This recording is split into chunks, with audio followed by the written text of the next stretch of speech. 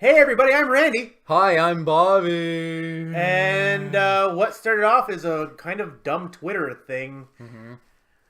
It turned into a Groundhog's Day podcast. Yeah, it's gonna be weird, all because Bobby needs this. He doesn't have a lot going on right now. Yeah, he didn't even get the quote right. Yeah. But yeah, so I was by the way, this is a blatant ripoff of The Worst Idea of All Time.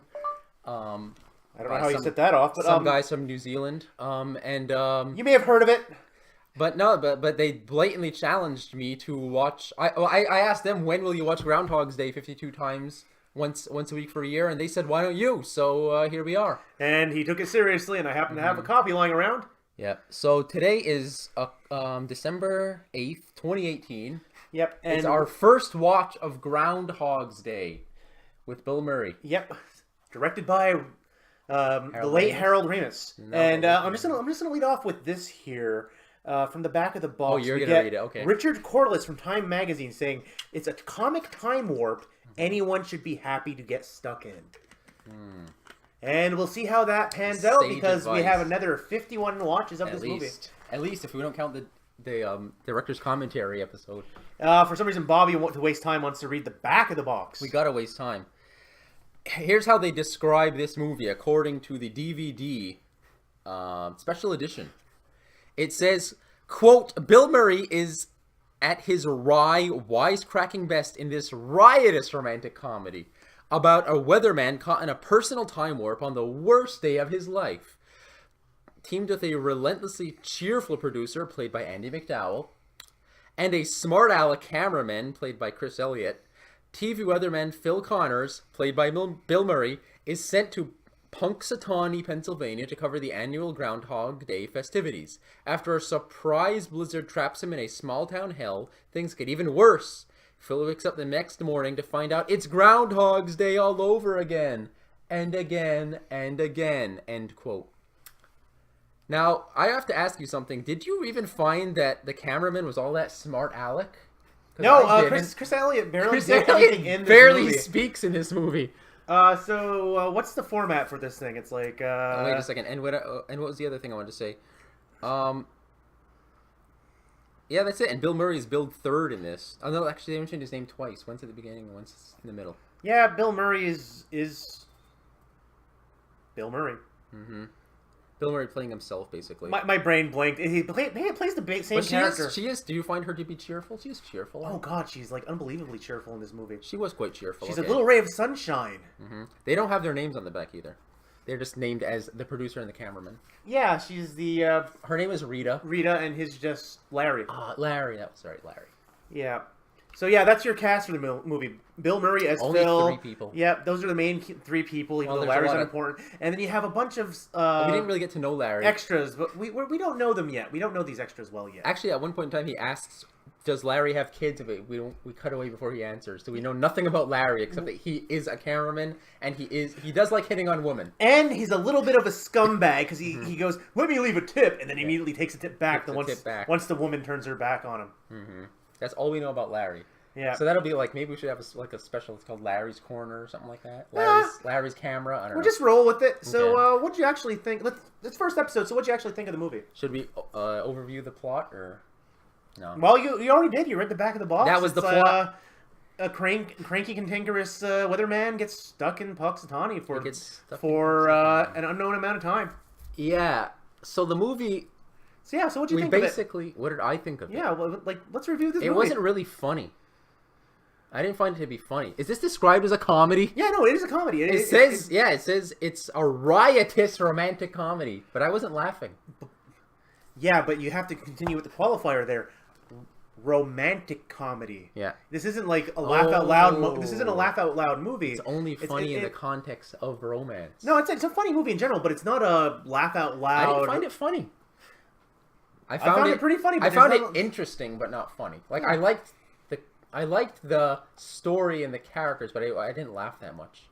I had a couple of laugh out loud I heard moments. You laugh once. No, I had a couple of them. It's not that type of movie. I mostly just sat there with a smile on my face because I like this movie, and I like it too. one of these days I'm gonna sit down and for the internet I'll tell you what my top 10 movies are or my top 15 movies are. He's writing because I never know. I have never been able to figure it out. It's like we have to leave behind a 15. legacy when you inevitably don't see 40. Oh no, I'll probably be dead by February, so it doesn't matter. Oh, please make it to the end of 52 episodes though. I need you for that. Nah, you can continue on in my name and your after name, that. And your legacy. So yeah, by the way, this has to be at least 20 minutes we've determined. So we're gonna have to keep talking about this movie for 20 minutes. No, it's not that hard to do. Episode. So you didn't think it was that funny? Was there anything that stood out to you as what did you find funny? Was there anything in here at all that you found funny?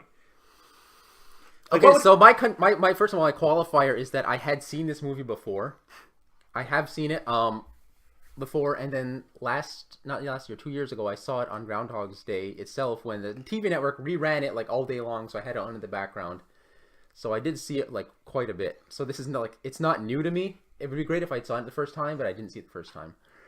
The groundhog part I found funny when Bill Murray was interacting with the actual physical groundhog. Oh, you mean the part when he kidnaps the groundhog? He kidnaps the groundhog because he's going to end it. Mm-hmm. And he wanted to commit suicide. So Bill Murray's correct character arc, if we can already start analyzing #BigBrainGuy .jpg, is that in this movie you really see Bill Murray's character arc because he goes from being a selfish scumbag at the beginning and then going through the cycles of what do we say? Was first denying that it's happening or trying to figure out confusion.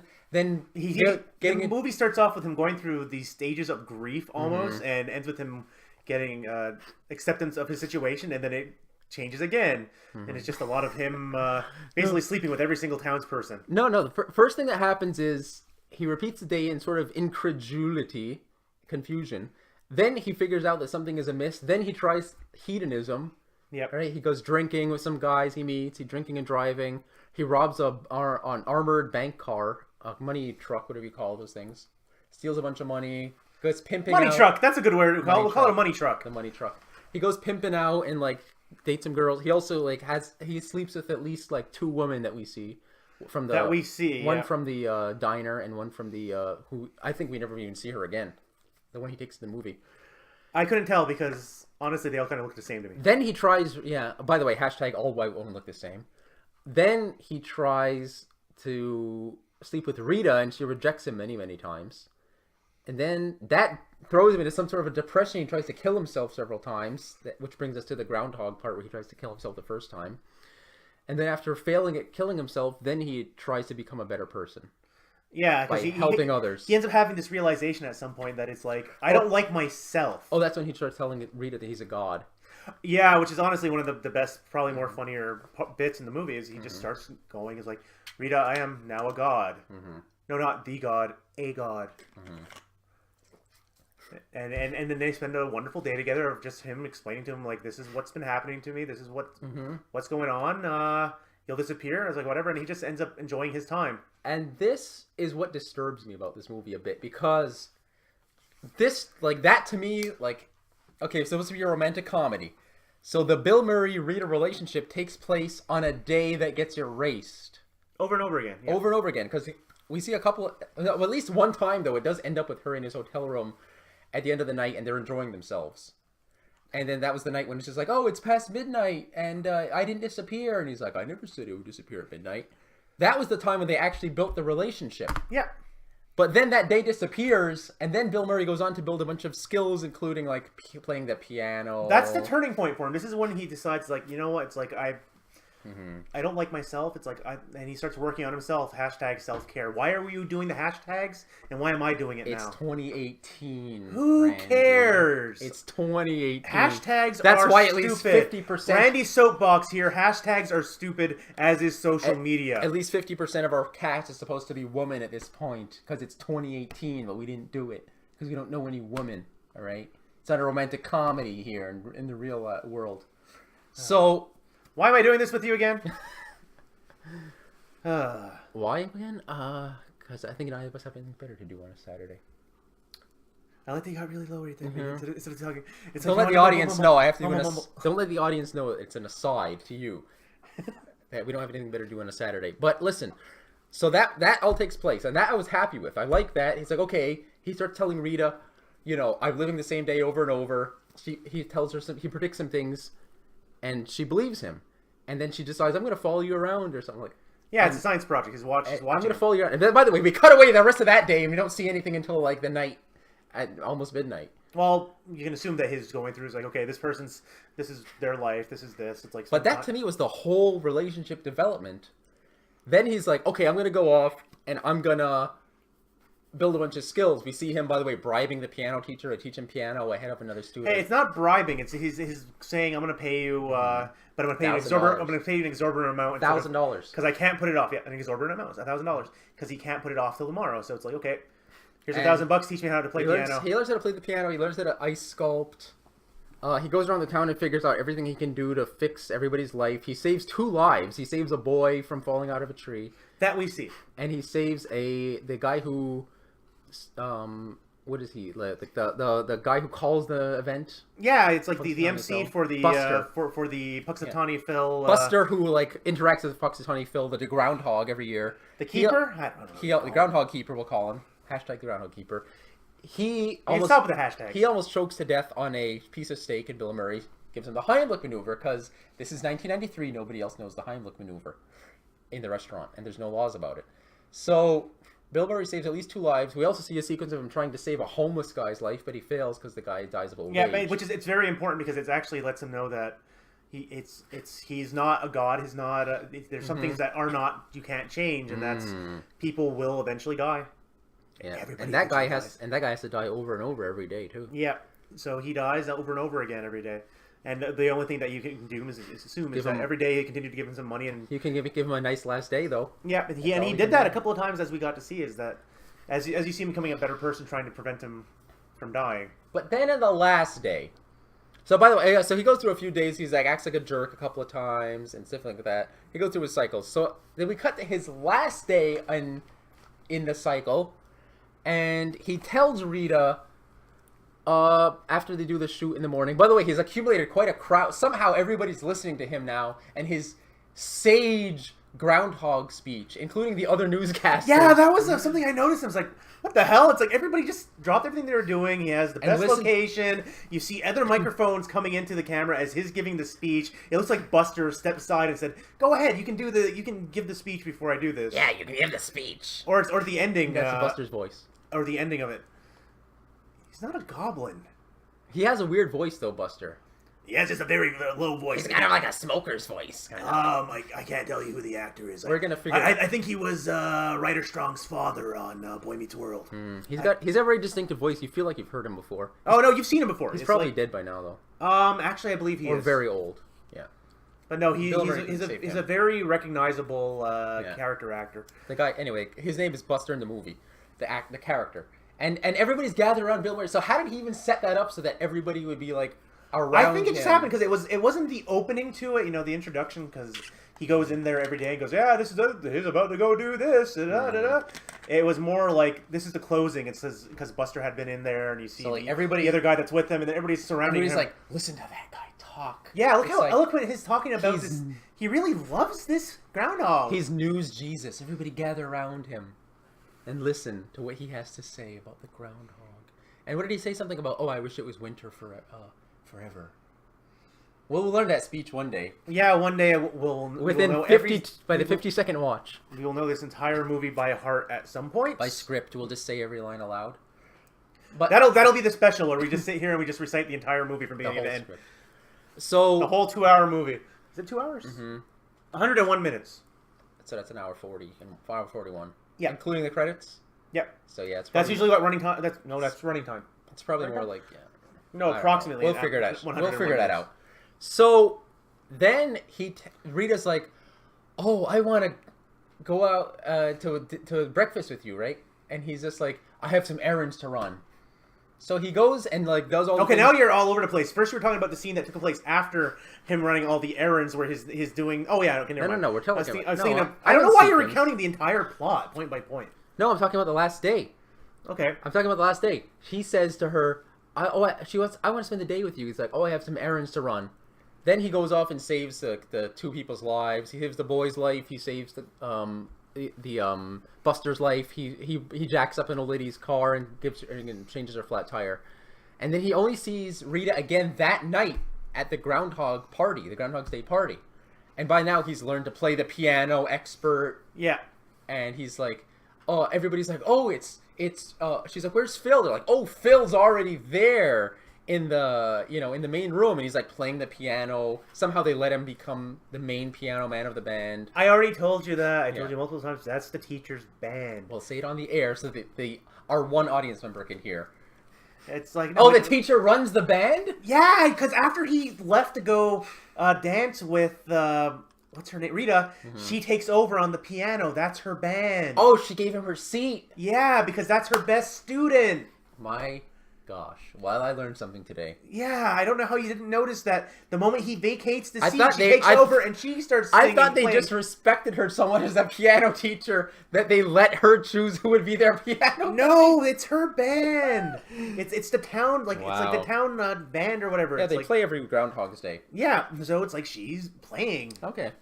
So then that would actually explain why she couldn't give him a lesson that day and why she had to kick the girl out, because she had to be at the party later in the evening, so she wouldn't have more time for more than one student that day, and why he had to pay her so much. Wow. Yeah. So then they go to a bachelor auction, and then Rita bids on Bill Murray after dancing with him for a short time, in which she sees the old ladies thank him. Buster's wife thanks him and stuff like that. Then he becomes the most interesting man in the world in the town, and she can't quite figure out what's going on here, because the side she's seeing of him that day is different from what she just saw of him the day before. But the point when she just met him, and he didn't even she didn't just meet him. He's been working with her for a while. No, it's like you're going up there with a junior producer. Junior producer doesn't mean she's her first day. But with him. Like working with him, because she could be. We're gonna have to watch this again, because I genuinely believe they've been working together for a couple of weeks. They seem to know each other a little bit. Bobby, we have to watch this again. It's not we gotta watch this again. He's like, no, we have to. But I mean, that's what it says on the tin. But we're watching this movie every week for the next year. But we have to watch it again for you to pay attention to that part, because I think they've been working together for at least a couple of weeks. Because it sounds like they're not just meeting each other. It's like the way they talk to each other. It sounds like they've already been working together for a bit. That's my theory. But so then she thinks he's a jerk, but by the end of that day, she thinks he's cool because everybody else says he's cool, and he can play a piano. Yeah, he's the most talented, most interesting person. He's helped everybody. It's like, but the problem I have with this scene is that she has no relationship with him at all that day. All she did was do the news report with him, see everybody gather around him like he's Groundhog Jesus. But there's something changed, because she's like I said, the day before she was just taking care of this old man, and then the next day it's like, okay, there's something about him that's different. He's not the same. He's not giving off the same energy. It's not the same attitude. But there's layers to this person that she wants to know, because she doesn't end up sleeping with him at that night. She ends up staying with him. Yeah. But he hasn't told her the situation yet. It's like... Yeah, because I'm saying, the whole part where he tells her the situation, and she spends the whole day with him, and they have all this character development, she forgot, and he remembers. So now it's as though he's going in fresh with her again, and she somehow just falls in love with him because of everyone else's praise and his great piano playing. That's what bothered me. It's like, where was the day they spent together, man? And that's lost to time. That's not in her mind anymore. It's in his mind. Yeah, but remember this. That this is a riotous romantic comedy. It was a riot, really. That part. Romantic comedy. Yeah, is the key word. So it's like it has to end with. Well, it doesn't necessarily have to end, depending on the type of movie you are, but it has to end with them getting together, and it's just simply this is their first true day together. It's like she's getting to know him now. Their first 2 days together, and she only saw him in the morning and then that night. So the whole day, what the hell was she doing? Working. No, we know from day one that they got stuck in traffic, and that's what he said. It's like, no, I'm staying here one more night, and I have to go run errands, and so she leaves to go. They're gonna try to leave. Is there gonna be a parallel movie where we find out what Rita and Larry did all day? No, Harold Ramis and Bill Murray hated each other after this movie. No, I mean in our mind, in our head canon, is there gonna be a parallel movie of what the hell did Rita do that last day? No non-canonical stuff for me. It's just your estimate. I guess you just sat around all day doing shit all. No, she did what she had to do, and it's like it's not her story at that point. You know what bothered me too is that the first day, Bill Murray, they all attempt to leave the town, and there's like a big traffic jam, and they get like stuck in. Yeah, we can go over 20. They all get stuck. No, I'm not going over 20. Okay, exactly 20. Start wrapping it up. They all get stuck in traffic because of the blizzard, and that was the first day that Bill Murray's like, okay, the next day he realizes something is amiss. At no point in time does he ever try to flee Puxatawny. That we know of. Because at one point in time, he thought that the groundhog was the cause of the calamity, and he tries to kill the groundhog. And then he never tries it again when that doesn't work. But at no point in time does he ever try to, like, get up in the morning, get in a car or a van, drive all the way to the end of Puxatawny, get to the traffic jam, and if it's there in the morning, or maybe it wouldn't be there, and then run like hell and see how far he can get. I just said it's like, what if there's the non-canonical thing? But it's like, he probably tried that. We have to assume he tried everything. Because he very clearly made it out to her that... He tried killing himself. That at 6 o'clock every a.m. the next day, it's always the same day. So like he would be running at 5:59 and all of a sudden wake up. No matter Black what he did, it's like he very clearly... He tried to get as far as he can. That no matter what he did... While save scumming this day. Anything he did, he would wake up. He would immediately wake up at 6 a.m. It would the next day. I just wanted to see a sequence of him. And with that, that's the end of our first episode. All right, I'll finish that thought next week. What thought? You had thoughts? Yeah, he was going to get as far as he could out of town. Oh, okay. All right. So you got to see if he makes a mention into that next week. Or if I've completely forgot about it, it'll never be brought up again. Yep. All right, that was our first episode of Groundhog's Day. We don't know what this is called. Groundhog's Day. February the 2nd, 6 a.m. I don't know. The Weatherman. Something like that. We'll figure it out. Slacker Chronicles. I don't know. Something stupid. Name is something stupid. Yeah. Currently, it's the untitled. We'll just call it Groundhog's Day Podcast. Groundhog's Day Podcast. We'll write it as on YouTube. Yep. All right. Then. SEO, bitches. Bye. Goodbye.